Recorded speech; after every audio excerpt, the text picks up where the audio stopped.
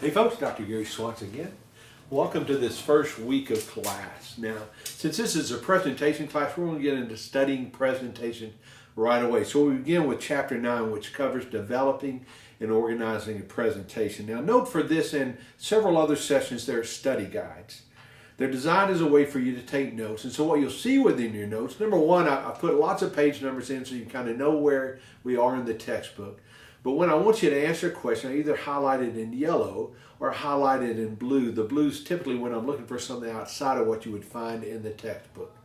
Make sure you complete those answers for me, save those documents, and either upload them to Blackboard or email them to me, whichever one you find easier. Here's what you'll find in Chapter 9. Some of the things I want you to pay special attention to.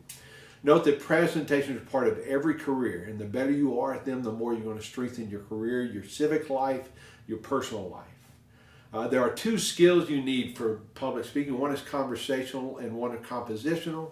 You already have both those skills, so our job is to get you lots of practice so that you can hone those.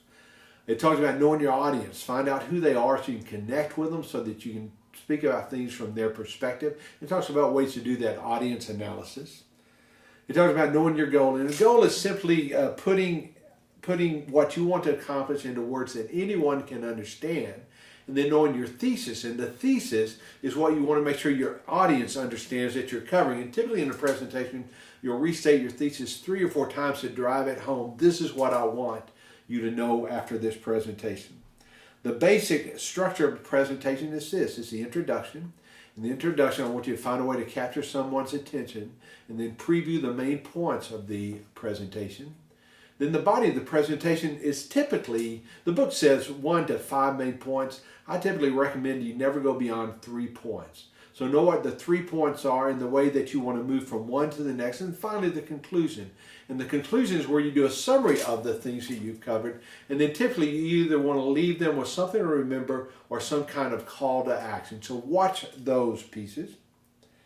Transitions are the elements that keep a presentation flowing. Words like first or next or finally, let's look at this. It's ways to tie those all together. So one of the things you'll be conscious of when you actually speak is how to transition from the introduction to the points, and within each point, how to transition to the next point, and finally, how to transition to the conclusion. I have a really nice piece by General Stanley McChrystal that I'm going to actually analyze for its effectiveness, for its structure. Tell me what you think of it. And then finally, within the discussion questions, I'm asking you this. What are 3 ways you'd like to improve as a speaker? Really what I'm asking for. What are the things you want to make sure that I cover?